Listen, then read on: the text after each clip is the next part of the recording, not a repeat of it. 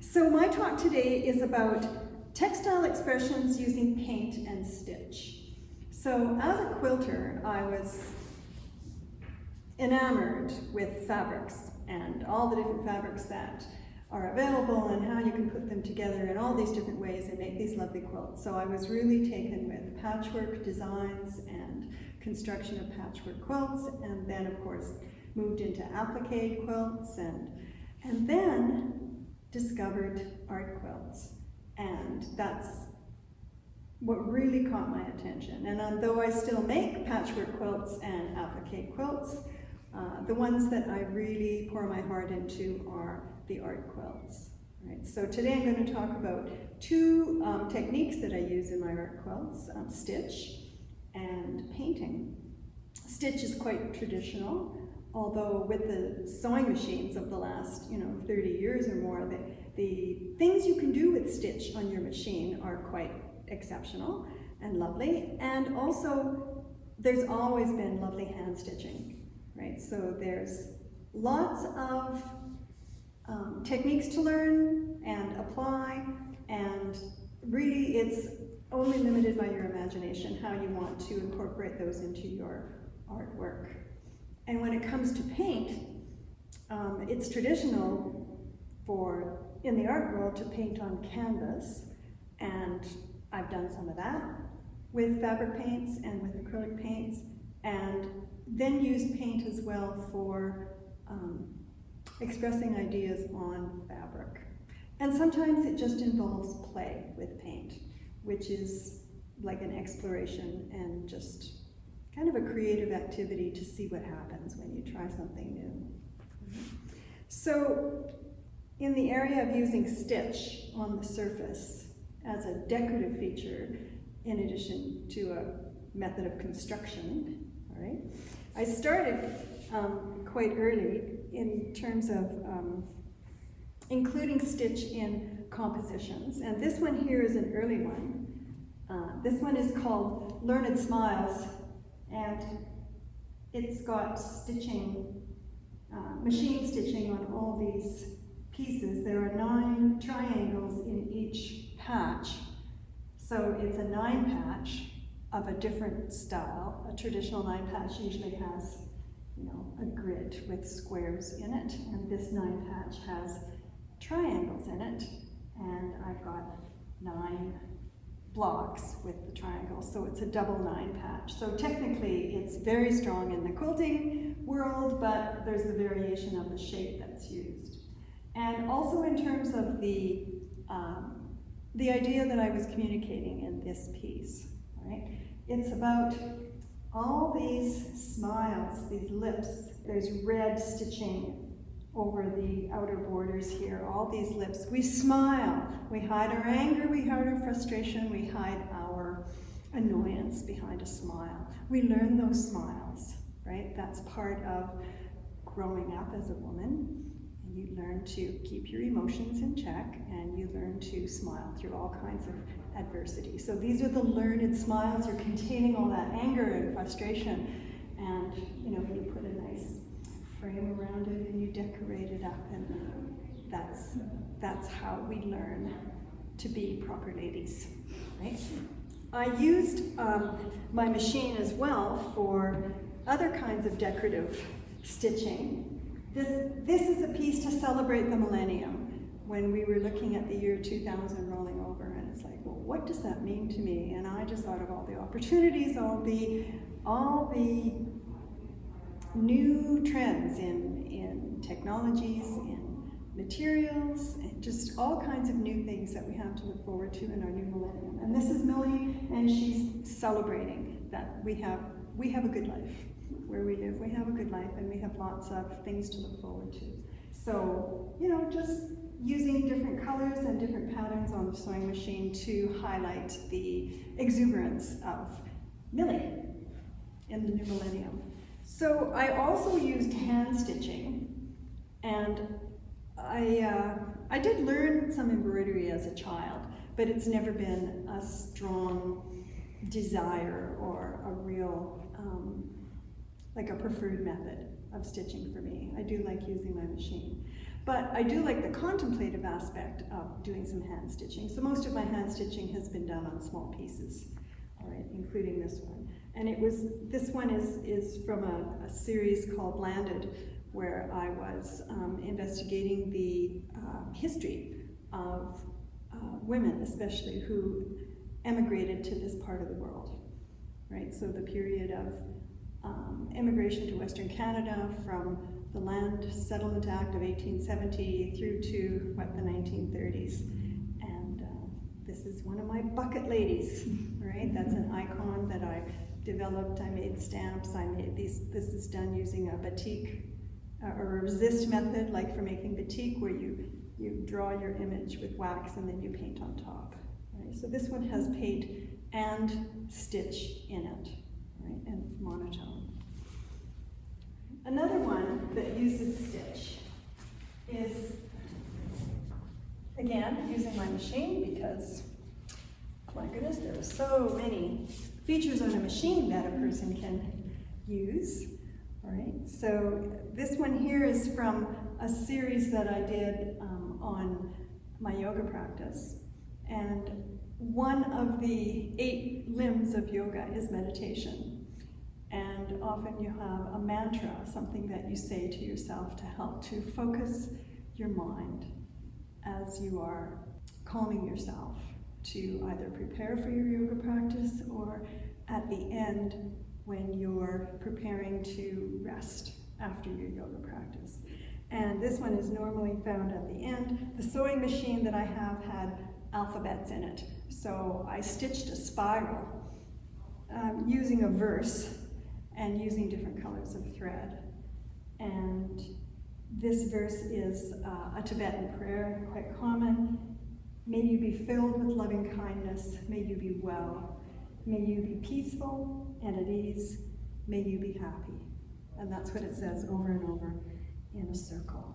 So I did a series of these mandala pieces as well, using a similar technique, like developing a different mandala in the center based on yoga symbolism, and incorporating a prayer or a poem in the circular pattern that was stitched around it.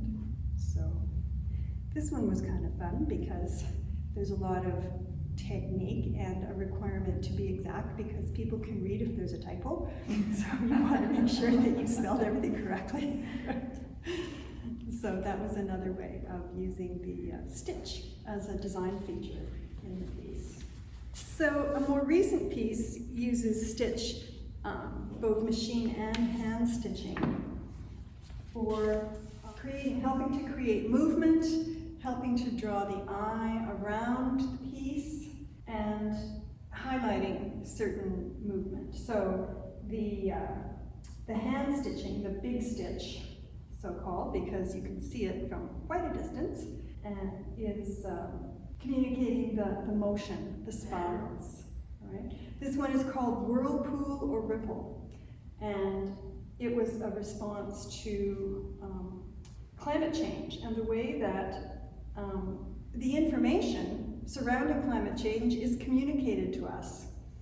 Right? So sometimes we hear messages where, oh, it's the end of the world, and it's just, we have to stop doing all these poor practices around emissions and wasting energy and being wasteful, or the world is going to come to an end. And the other side is, oh, well, we have time and technology. We'll find some technological solutions, and we'll all be fine. So don't sweat it, right? And you're back and you're forth, and and it's like a whirlpool sometimes, where you're all agitated, and other times it's just a ripple. It's like, don't worry yourself about it.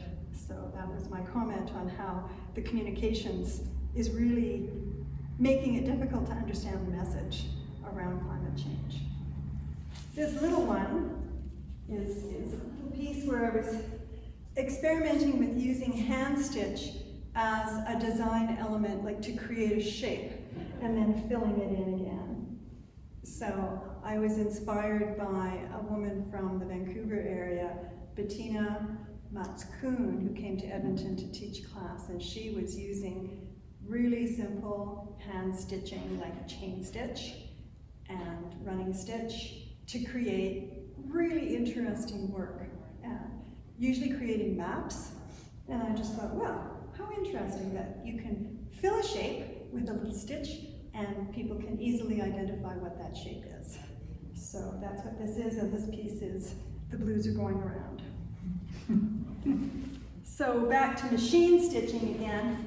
This one was done quite some time ago, and it's from a pattern by Louise, sorry, name escapes me at the moment. Anyway, it appealed to me because of the high contrast between the lights and the darks, and because of the motion, right? And I called this one Calypso Moons. But I decided when it was time to quilt it that I would try all the stitches on my machine, or as many stitches as I could incorporate it, so that down the center of every one of these strips of fabric, there's a different stitch, and in a different thread that usually corresponds to the color of the fabric that it's on. So it was a real labor of love, because the whole thing was tied, like all the ends were tied, because I didn't like the look of stitching on top to end a line of stitching. So I left tails and I tied them all by hand. So this one's kind of precious just for all the time that I put into it.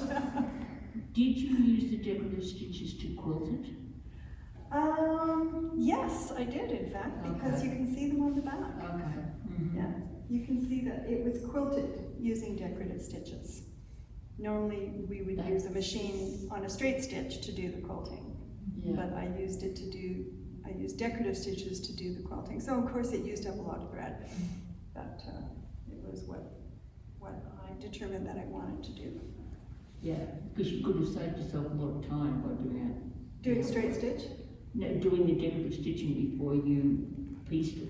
You know, I'm not sure.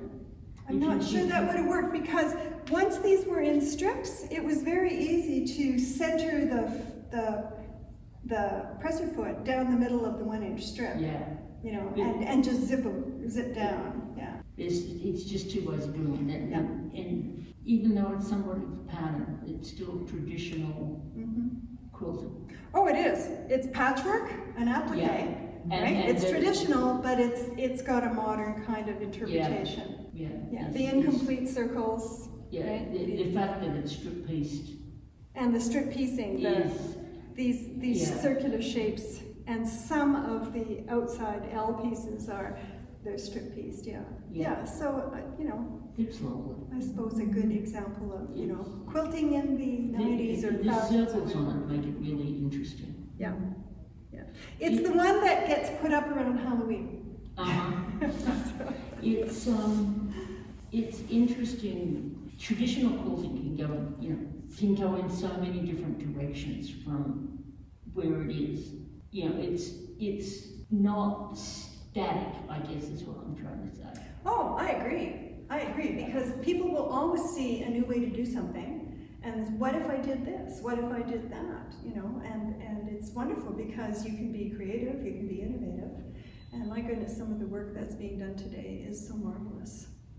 I go around the room here and I look at all the techniques that the different artists chose to interpret their interpretation of the theme Threads of Hope. And it's like, it's so marvelous that all this variety. To me, it's inspiring, but so creative. So the other technique that I use more and more is paint on fabric, all right? And I often incorporate some stitch, some paint, but I do like to paint, and I'm learning how to use different kinds of paint and use them in different ways, all right? So I'll just start with the one that's on top here. When I was feeling quite at sea and aghast at the election of Donald Trump, I was recovering from a hospital stay, and I couldn't go to any marches, and I couldn't do anything active to kind of express my horror at the fact that this man had been elected. So I made a series of quotes, all right? And they're based on my interpretation of Trump's behavior, and I depict him as a rooster crowing, right? And it was around the time of the Women's March, right? So in my pieces, the women are the chickens, and Trump is the rooster. Right? So I used paint to paint on the image of the rooster. So I made some stencils, and I painted on the rooster and some of these little tweets, little birds, little Tweety birds, all right? And some of the words, you know, which were kind of quotes from Trump, like fake news, or it was a play on his words, like fake cackling, terrible. And I like the fake eggs. yeah, fake eggs. Boycott the so-called farmer, right?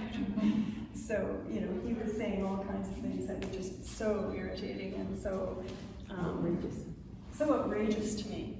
Right? So what kind of paint were you using? So this is fabric paint, and some of it is Ceta paint and some of it is jacquard. Right? It depended on what color was available to me in my paint box. All right. So, and this is another one from that series. This is the Plutocracy March, and it shows the hens, you know, kind of herding their little chicks. Some of the little chicks have got little pink hats on, you know, and they're off to the Plutocracy March, right? Because it's time to protest because you don't like who the rooster is, you know, in the hen house. Right? So there were 5 in this series, 5 pieces, and it was a lot of fun to make, and it was cathartic because, you know, there was no other way to express how aghast I was at the election of Donald Trump and the prospect of him being in the White House for 4 years. I used paint in this piece here. This was mine from the Threads of Hope exhibit, and I was inspired by a magazine that I received. It's called New Trail, and all the alumni of the University of Alberta get the New Trail magazine. And there just happened to be a whole issue on hope around the time of the call for entry for this exhibit. So I just read through the whole thing. I thought it was so wonderful. There was this great coincidence, right? And one of the stories had to do with the groundbreaking research by some university medical researchers in the area of Alzheimer's disease, understanding what's happening inside the brain in people who have Alzheimer's disease, and their understanding about the proteins that make up the brain and how they behave. So some of the words that I've painted on here have to do with the terminology and the research having to do with Alzheimer's and other kinds of cognitive dysfunction in the brain. So it was my way of expressing the hope for a cure for Alzheimer's, right? So that people don't have to sit on the side, and people, senior people especially, can have an active life and be enjoying their lives rather than being shut away. About the time that I finished that, there was another call for entry for a different show, and I was toying with how I'm going to interpret that one, and I had never kind of repeated a method from one piece to the next piece. And I thought, well, you know, that's worth a try. So for the call for entry for the exhibition called Future in Focus. Future in Focus, right. I decided that what I would do was I would just do a mirror image. Mm-hmm. So I created this piece, and it's the mirror image of the piece that I made for the Threads of Hope exhibition. And this one is called Hope Amid the Chaos.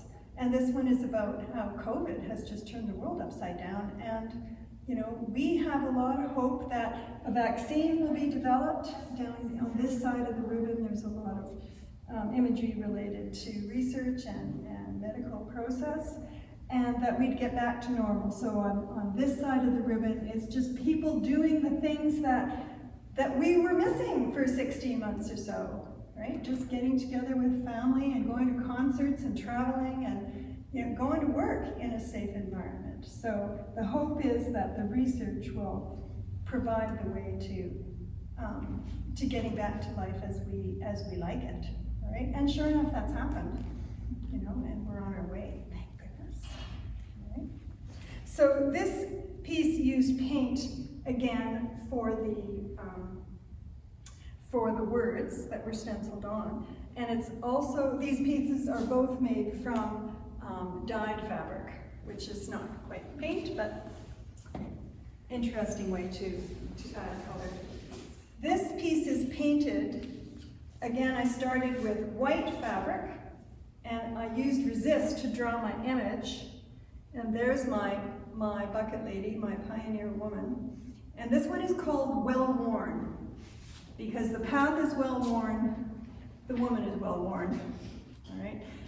Hauling water was something that was often done by the women in the farmsteads and the children. You were hauling water constantly because there was such a need for water for food and preparation of food and for washing and cleaning, for watering the animals, right?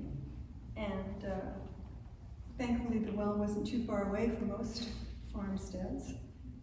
Anyhow, so this piece uses paint as a way to develop the background.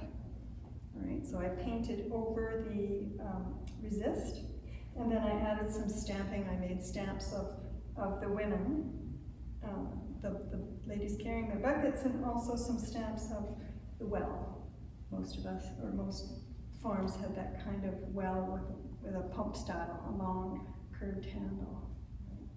So the well-worn women and their well-worn wells. And this piece used a similar technique where you start with white fabric and you draw your image with a resist and then paint the fabric, right? And this one used a dye style of paint called Dynaflow. So it behaves a little differently from regular paint. It doesn't sit on the surface so much, it actually gets absorbed by the fibers in the fabric. And it weathers differently. It does tend to fade more than paint does. Right? But you can get well, you can customize your colors, right? You mix your colors like you would for paint, and you can create colors of your choosing. This one's called Great Blue, and it was from a different exhibition where you had to partner with someone. One person would make a realistic image, and the partner would make an abstract image. So my friend Judy made the realistic image of the Great Blue Heron, and I made the abstract. And again, strong quilting tradition with the grid. Sometimes I use paint on the entire piece. All right, this one uses, again, Setacolor and Jacquard paint, and the whole image was painted. I started with a white cloth and I used resist, and then painted the spaces between the resist lines. And this one is called Pressed into Service.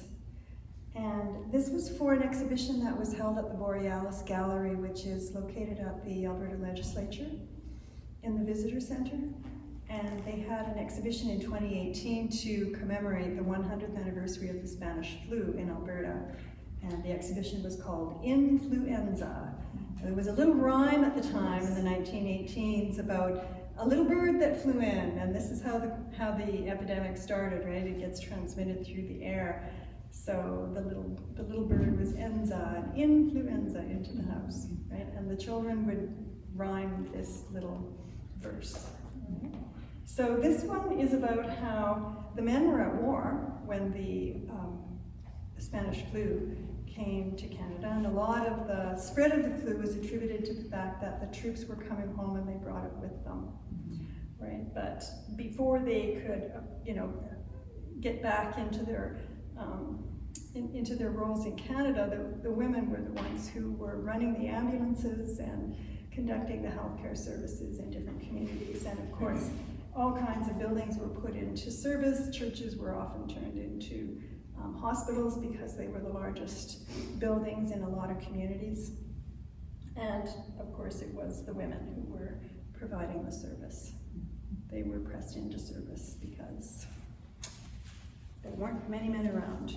to provide that service. This one here, it involves canvas, and this is the traditional, you know, the artist paints on canvas. So I was playing with colors, playing with brush strokes, playing with different methods of applying the paint to the surface of the canvas. And there is a bit of cotton in here as well. This piece is cotton, and the piece with the lines on it is cotton, but using the same paint on it, and then just chopping up the pieces and arranging them into a grid. And it's just fun to look at, and it's amazing how this paint doesn't fade, because this one's been hanging for quite a few years, and doesn't fade. So paint is a good medium. The other thing that I do is layering, and layering different images, different colors. This one involves gel prints and pressing the fabric onto the gel print, or vice versa, pressing the gel print onto the fabric, and repeating the process in a different color each time, and you get a bunch of variation in the colors that your image is printed. So it's just, you know, kind of a discovery exercise. Go in the yard, grab some leaves, and grab your paints and see what happens. And with paint, it's so fast, so much faster than fabric. If I had appliqued these, they'd probably still be in a pile on my table. These are from the Landed series as well, about the settlement and the contribution of women. And I did a series of the Suffragette's Quotes, right? And this one is Nellie McClung, and she says, "Never retreat, never explain, never apologize, get the thing done and let them howl." And I had painted fabric for this and stamped with different colors of thread, including the gold and the orange, right? So creating backgrounds using paint, similar to, well, creating a background for some quilts and then using decorative elements on top. So this is a similar approach, but using paint on fabric. Right? So this fabric was, some of it is commercial, some of it was white to begin with, and the whole thing is painted. And this one has some stamps on it as well. It's Millie McClung again, "Have we not the brains to think, hands to work, hearts to feel, lives to live." So that was from the same series. One last one here for you with the, again, using canvas and fabric. These are appliqued onto the surface. And the background is painted, and resists were used before I painted it. So masking tape and little washers and just things that you might find in the garage, or find in that catch-all bin somewhere in the closet or in the kitchen, you know, stuff that you pick up off the floor and think, oh, I don't know where that goes, but I better hang on to it. So again, using paint to create a background, and and adding something on the surface, right, to create some work. Some of the things that I'm doing now involve paint as well. So this is a part of a piece that I painted in a workshop that was online in January through March, and you had to make big strokes, right? So I have more paints. I got some new paints that come in little sticks, and they have little sponges on them, kind of like bingo deckers, and you can add little dots. And these little skinny marks were made with the edge of a credit card, and just all kinds of fun things around the house that you can use as a tool to make marks, be it on fabric or on paper. And you just keep adding until you're satisfied. Then you can cut it up and use it for something like, I don't know, a jacket to wear to an art show. Paint is the perfect thing to use with a stencil. There's a sample. Paint can be used with drawings. This is using a paint called Inktense pencils. And add a bit of water, or to get really bright colors, add some aloe vera gel. Really makes the color really pop out. You can get brilliant, brilliant colors. So, using paint and stitch, two of the methods that I use when I create my artwork. I'm available for questions if you have any questions. The little one with the maple leaves. What are the maple, the one you just showed us? Maple leaves. This one here? Yeah. What are the leaves made out of? Voile. Voile. Oh, they're printed, they're foiled on. No, I drew them onto kind of a really light heat and bond product, you know, the fusible with the paper on it, but a really, really light weight one. And then I cut them out. Okay. And peeled off the paper backing and then ironed them on and then stitched them. Because you can get nice points when you do it that way. Because you have the paper backing, so. Transparency of it. It's because it's foil or not tulle. It's a sheer. It's foil. Yeah, it's a sheer. So you apply the paint first. The background is painted. Yeah, but I mean for the leaves. That you paint. The leaves are not painted. Oh, the leaves are applique. Would that being a synthetic, it would be difficult to apply color? Yeah, I don't know that it would take color very well. Maybe you need a different kind of dye, like a Procyon or something. That's a dye. I have got paint onto organdy. And was it a opaque paint or a transparent paint? Transparent, I think. And I stamped it. And you have enough image there that it shows? Yeah, so, you know, you have it on a piece of scrap paper or something, because the stamp goes all the way through. Right. But then you let it dry and some of the paint stays on the paper. So you get a ghosting kind of image? Not really, but it's not a strong image. Okay. Yeah, it's play with it another day and I probably got a different Well, effect. that's how it goes, isn't it? Yeah. Because sometimes if you want ghosted images, you know, there are all kinds of techniques for doing that, including using shears, right? But also paint, because some paints are transparent. Yeah. So you can just get a hint of image, you know, to create a shadow or to create, you know, the ghost, right? In your scene, the ghost visiting some unsuspecting person in the scene that you're creating. Yeah. But it's the plane that helps you find all those different things. It's something that I have noticed. I've been to 3 talks, and I think one of the lessons I have learned from people, and it's also come up on online stuff I've done lately, is that people that are good at what they do play and do little pieces and whatnot. Like, they sample a lot. It's not, fibre art is not something you can start at the beginning and go straight to the end without any detours along the way. Oh, no, because any kind of creative activity, you're going to go down routes. Sometimes they're rabbit holes and sometimes they're just great moments of discovery. Yeah. Like, look how this worked, isn't that cool? But sometimes it's like, well, that didn't work, better try something else. And that's how it works, that's how we learn. Yeah. So just jump in and... If you want to go to the fabric store and buy a kit and come home and make it, it'll be... That's someone else's creativity that you're engaged in, it's not your own. Yeah. Well, thank you very much for coming today. I appreciate your being here. Thank you. So thank you.